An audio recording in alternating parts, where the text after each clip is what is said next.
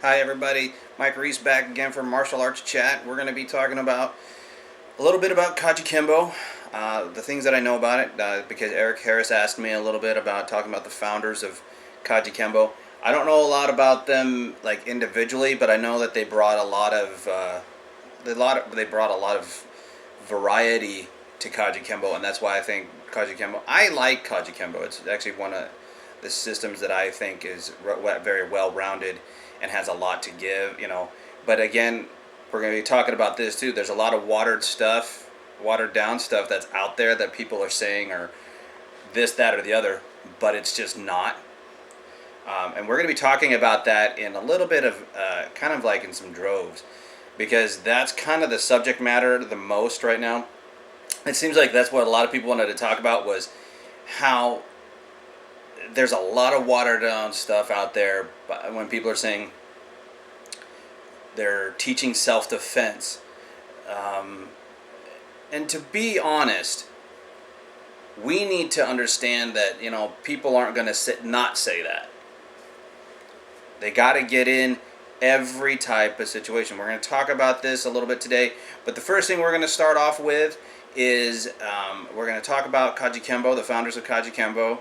The only thing I really know about them is what they brought. Okay, so what they brought in is we have the five founders, of course. We got Peter Young, Yil Choi, Joe Hulk, Frank Ordonez, and George Orr. They say it says mistakenly, but I don't know, or Clarence Chang. However you want it. I don't know which way it goes on that one, but at the same time, I'm not really too choosy.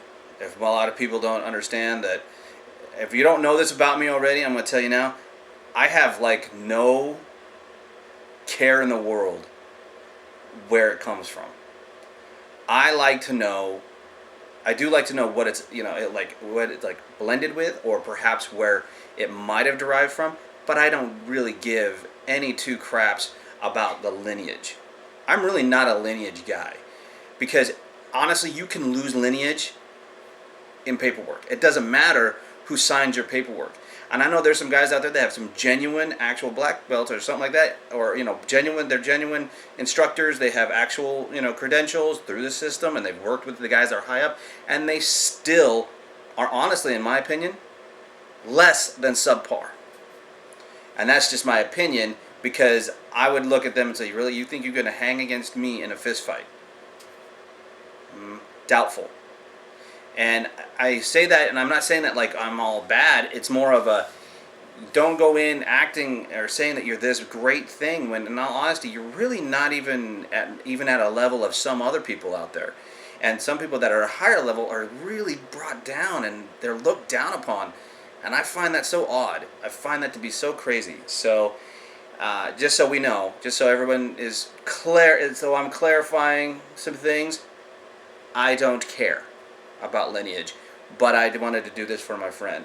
But you have the five founders there, and of course we're also going to talk about Adrian Imperardo, Imperardo is the one that you focus on a lot when it comes to Kajukenbo, because he kind of brought all this to life. And I don't know if he was the one who came up with the idea, was like he was talking with some martial artists, and like they were like, hey, guess what? Let's get together and hang out, and let's start trading some ideas, or whatever it was. But all I know is for 2 years these guys hung out, and that's what happened.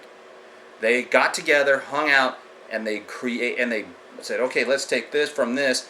Why? Because that works a lot better than this. These guys were not let's get this also straight. They were not slouches in their art. Okay, these guys were not like novice people, but they ended up bringing things together and getting better. And the other things you want to bear in mind is they also have boxing. Chu was a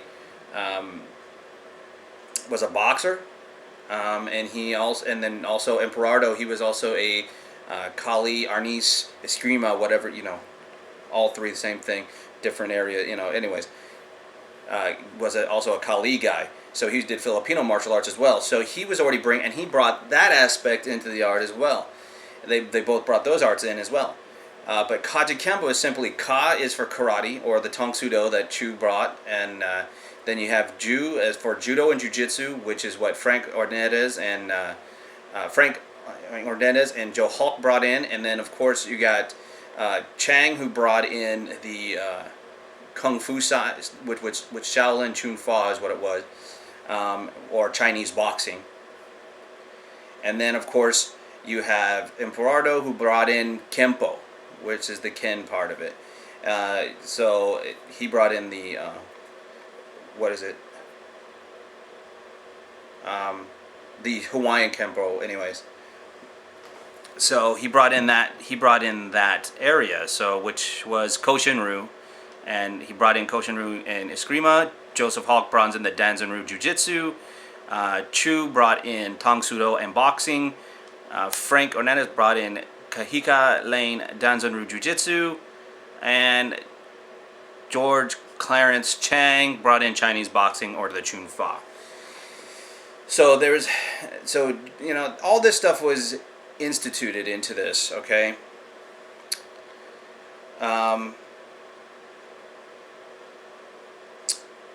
And the reason why they brought this out, they also became, because they wanted to have something that was quote unquote invincible for the streets, okay? And then there's other things in there too. There's numerous, nowadays there's like a lot of different ways of expression, and it's because he never wanted this. They were all encouraged to bring your own expression out.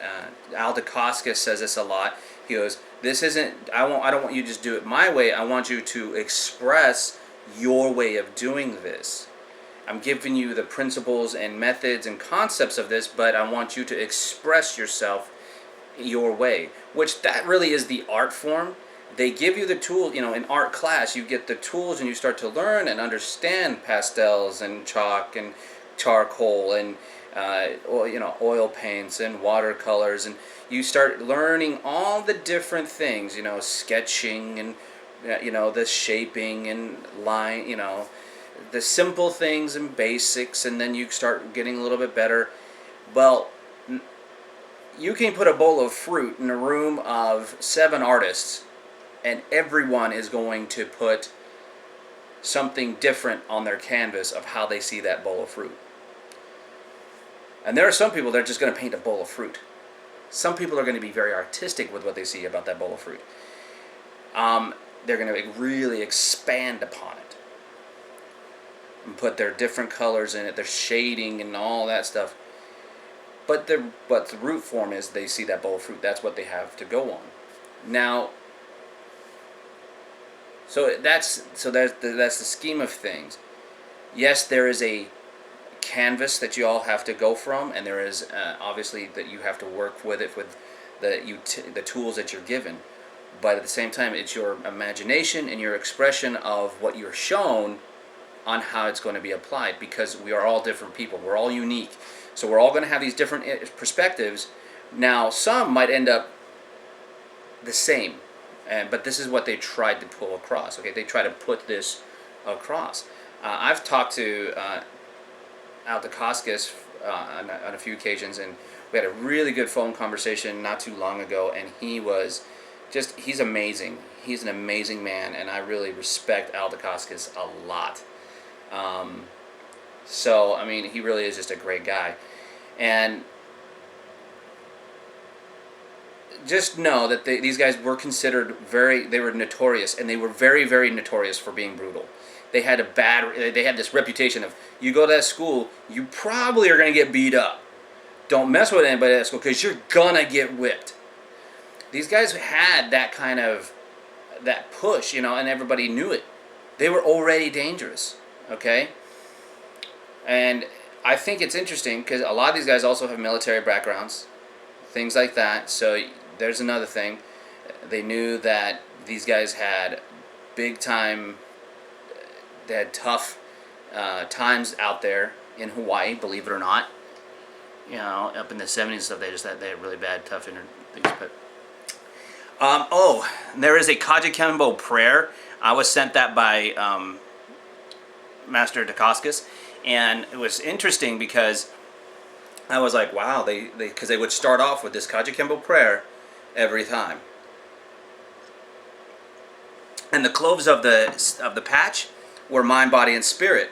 What people don't realize is it was actually developed Now there might be some controversy on this, but what Al Dacascos told me, it was developed as a Christian-based martial art, which is interesting for them to be have such a reputation of being so dangerous, but they base themselves with Christian principles and ethics and morals, and that's what they set themselves up in, and they would pray before each of their each each time they went in to train. Every training session they would pray.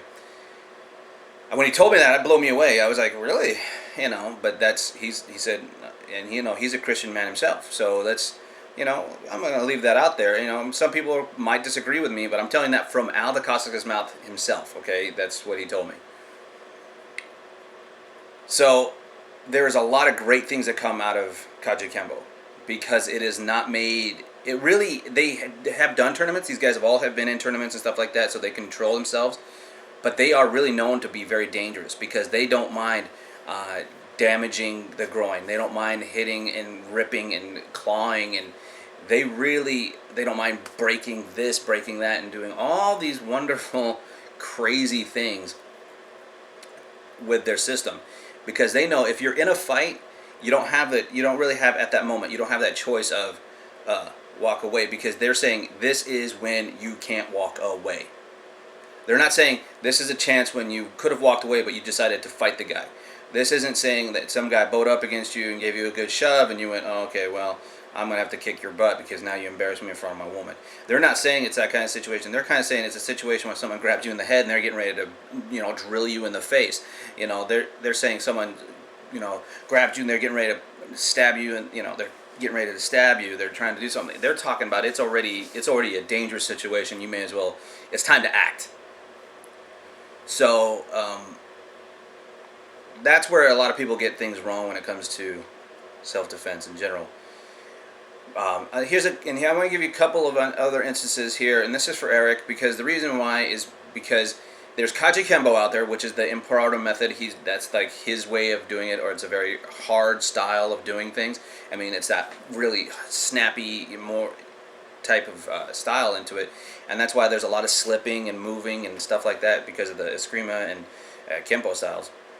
But you got the Imparado, which is a Kempo method, very hard, very dangerous method. Then you got the Tumpai. Tumpai is I might even be saying it wrong, but it's more of it's more like Tai Chi. It's got more of a flow or internal art to it.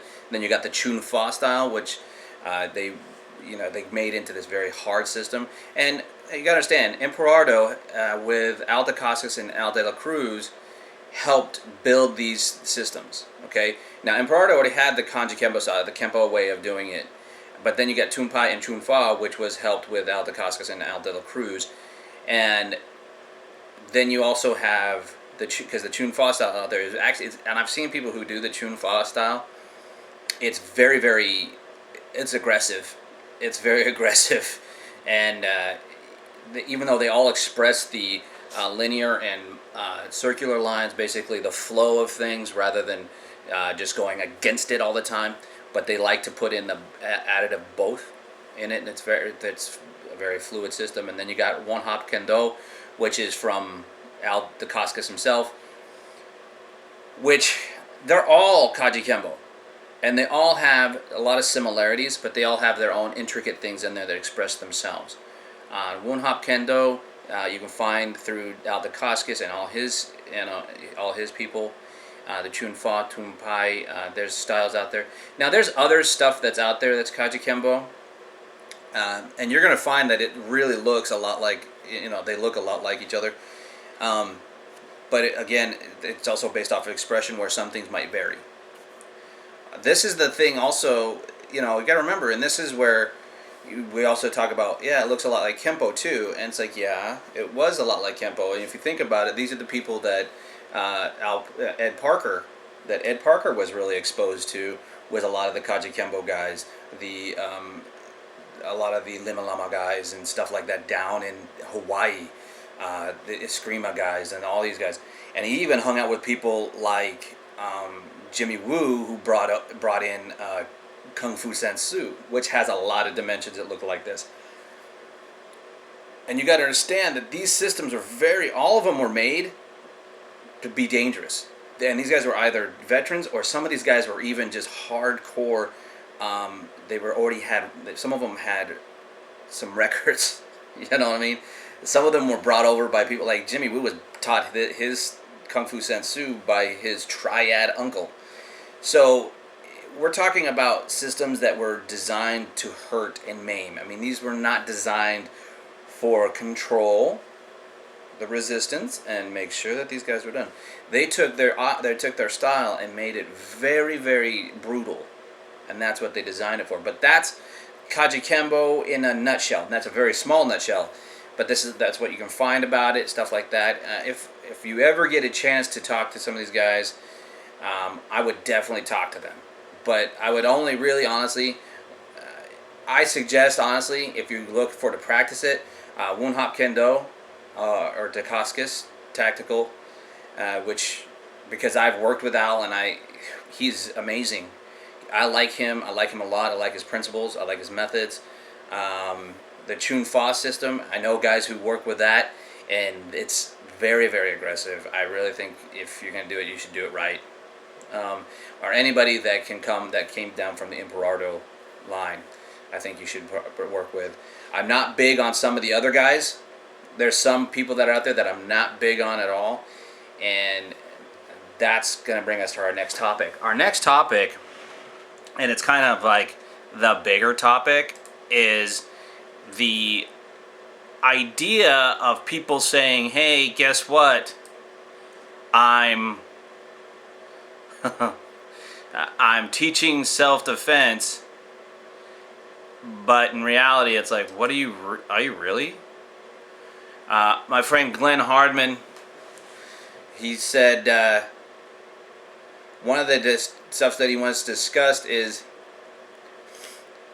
the unfortunate disinformation relayed to students by instructors who don't understand violence. He said several, not all, mainstream schools, there are masters and minions. I love his teaching. I love how he says it. The teacher leads, the students follow. Very sheep and, yes, I will do as you say.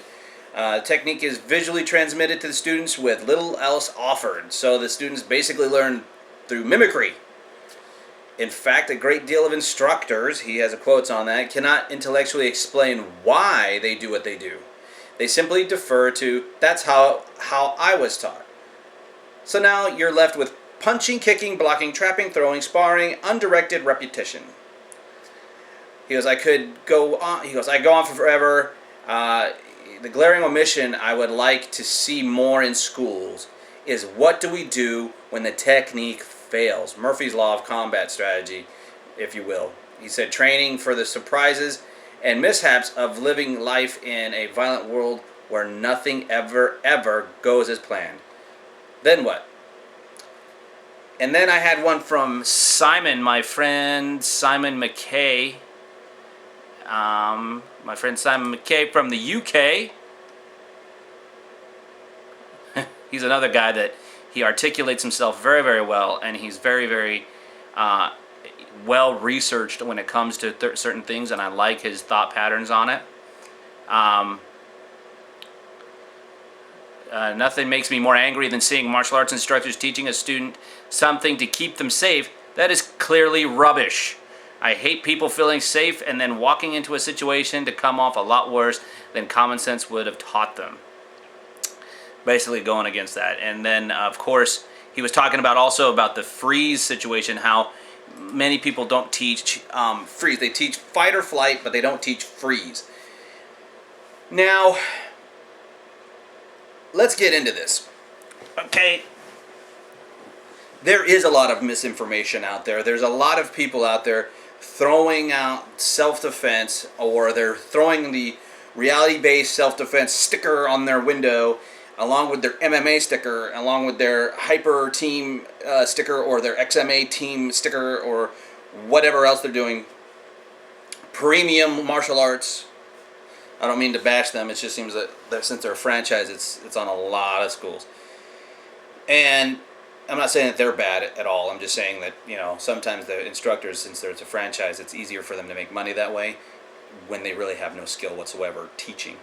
So we got these people out there that are putting these brands on their windows, and they're out there saying, "Hey, this is self-defense. Hey, we're teaching you some self-defense. You're gonna learn to defend yourself. Get fit and do all this."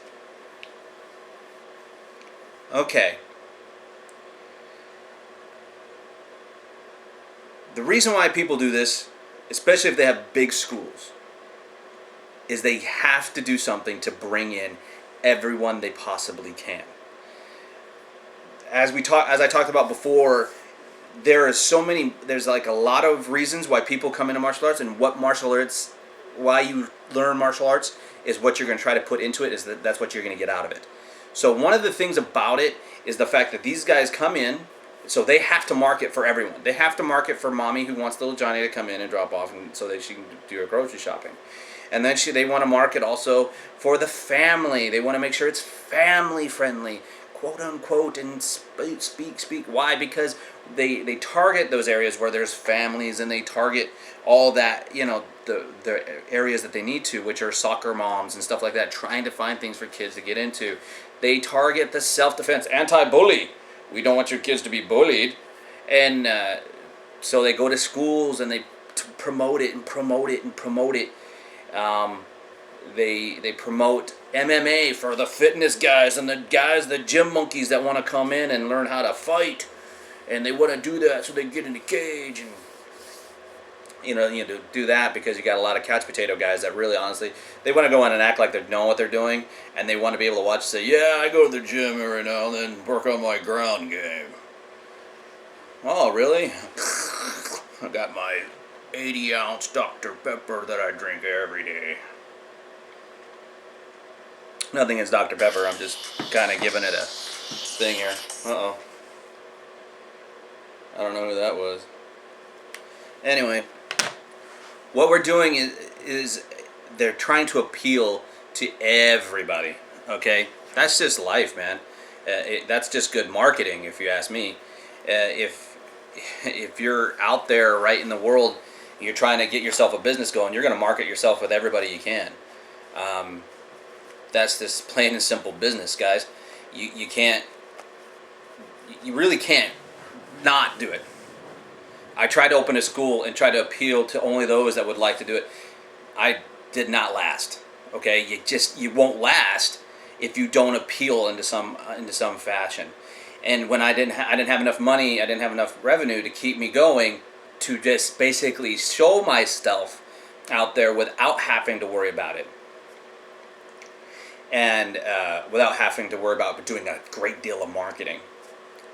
I didn't have enough money to keep me running that long until then, and so I had to close it down, which it stunk, but at the same time it was a relief for me because I am very much a private teacher. I'm really not into the big conglomerates because there's too much garbage that goes into schools. And so after trying to open a school, and I've opened one in a gymnasium before, I've opened one in my own business and stuff like that.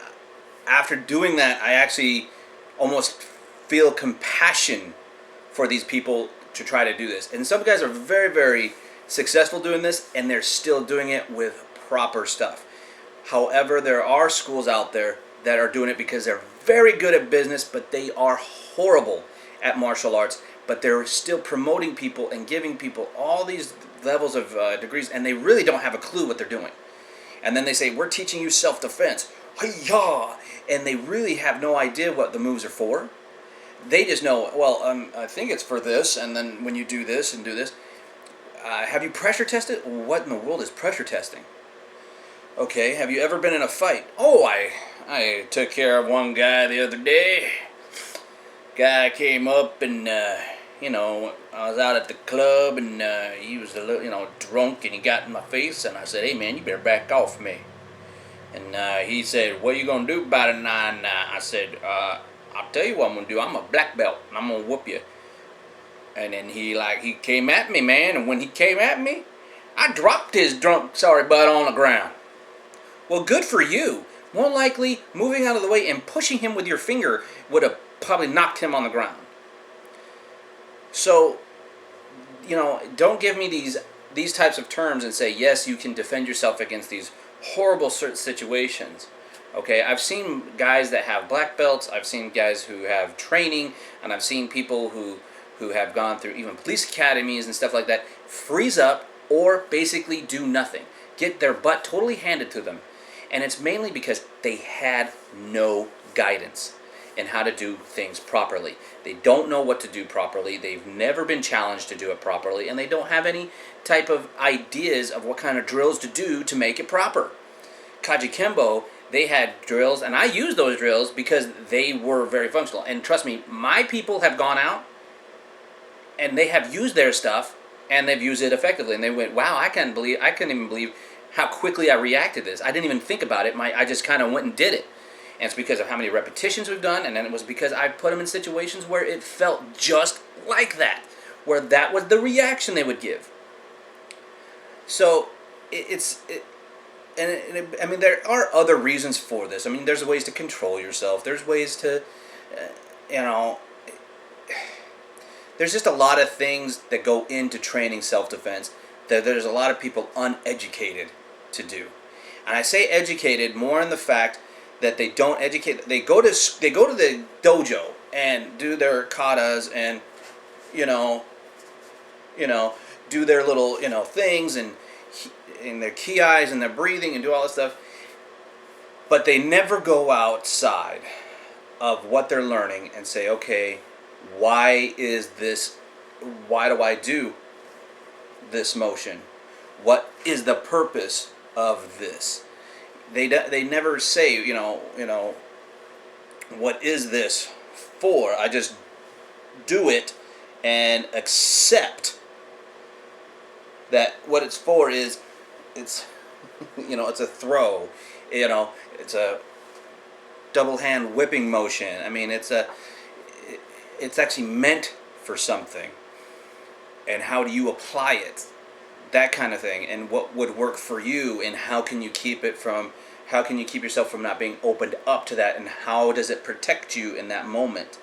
Because believe it or not, a lot of times if you look at these forms, it's almost the same as I have a staff or a spear, or I have my sword in my hand. It's a different type. It's actually, if you look at it, it's old school types of training that necessarily possibly doesn't even be around anymore. You could do it to keep yourself nostalgic, and you keep it around because it's good. Because if you work if you make it solid and you keep it static, you work in the shoulders, the back, you work in all this stuff. If you do a nice static motion, you can actually get a workout out of it. And if you put a sword in your hand and start doing it, and you start working your shoulders, you start working your back and stuff like that, that's really good. That's one thing. Using it for practical application may not be there. You have to discover this, but most people won't discover it. They won't look. So not looking and not discovering is that's one of the big problems, and not educating yourself for psychology, performance psychology, behavioral psychology, that kind of stuff, and looking into these books that are out there. There's education that's out there now that you don't have to take your sensei's word for it anymore. You can actually educate yourself on that psychological side. And then there's also biology books out there that helps you learn anatomy and biomechanics and all that stuff on what the body mechanics of why things happen and what would make the structure of the body strong, things like that. I mean, there's such a vast information out there. You don't have to sit and just allow this guy to tell you that that's the reason why it's done, when you could go out there and go, I don't think so. And then you could also even ask him, and I say this, and I don't mean this to be rude to any instructors, but there's a lot of instructors out there that never get challenged. They never have their knowledge challenged, so you never see them have to put it to the test. And when you do your thing and you're out there and you throw just like a simple boxer jab and you take him in the head, it's amazing how none of his crap seems to work, because he has no idea how to defend against someone just shooting out a quick jab and retracting it back. Matter of fact, you'll see him revert back into old school crap type fighting. And it's amazing to watch guys who have skills in the martial arts, and they've trained for years, and they revert back into just crappy street fighting. It's amazing. And it's because of the vast information that they have. It's the information that they gained through ignorance. They just never went out any further than this small little tidbit of box of saying, this is what I said, just do what I say. Bam. You can question it, man. It's not. We're not in a regime, okay? You can question that knowledge. So, and also understand, what you might be learning might be very nostalgic, it might be very traditional, it might be very classic. Doesn't necessarily mean all of it is going to be relevant. I'm not saying all of it isn't. I'm not saying that some of it won't be. I'm just saying all of it won't be. The whole thing in its entirety probably won't be, but there will be stuff that can still be used. You just got to remember, you got to evolve with the times, man. Violence changes, education changes. You can figure things out. You don't need to worry about people telling you, hey, guess what? That's how it is, and that's just, you're going to have to deal with it. And that's where the people get caught up in lineages. That's where people get caught up on who wrote that scroll, who did this, who did that. And basically, honestly, that guy could have been a con man. You could be getting a forged document, as far as you know, historian or not. I don't give a crap who you say you are. You could be getting a crappy forged 1,000-year document. This guy, some guy out there, some con man, like over 1,000 years ago, or however many hundreds of years ago, signed off on this scroll. Like over 400 years ago, this guy was conning people and sending out all these rapid scrolls everywhere. But because it is from 400 years ago, you guys are just saying, it's historical piece. It must be actual fact. You can't guarantee that. So go ahead and just understand that honestly, there's no way of knowing. The lineage you need to worry about is what you're learning. Okay? How does it affect you, and how are you going to be able to relate this to yourself? And if you teach your children, if you teach your wife, what's important to you? And if none of this is going to go anywhere and you're just going to keep it locked in here, ask yourself, what's the biggest deal? What's the big deal that you're doing all this stuff for anyway? And if you say you're trying to defend yourself, figure out how well you're doing it. Okay, guys? All right, this is another martial chat. I hope people will get in this and do more talking about it again. I really enjoy talking about this, and I like reading more. I too like getting onto my computer and reading some of these things, and it's because I like letting everyone know how other people are reacting, how other people are taking some of the topics and what they would like to hear about. And some of the statements they say, some of these are some great statements. So just keep on talking about it. Let's keep on chatting. Friday, you know what? I may not even do one tomorrow, mainly because I'm getting tired. I'm going to let these sink in a little longer than I have been, I think. I think one a day has been a little too much. So I'm going to let this sink in a little further, and then Friday I'm going to come back with a movie review about Red Belt. And and hope I may not be even that may not even be a very long video. But at the same time, who cares, right? So I'm going to review Red Belt on Friday. Maybe if I do one tomorrow, I might do a TV show type thing, and it's mainly off of what I like to see martial arts wise in television and on movies. So I'm going to come back to you guys, and I'm going to also ask you about your favorites, and I'm going to ask you guys what you would like to hear about next. So I will talk to you guys later, and we'll keep on chatting about martial arts. All right, later.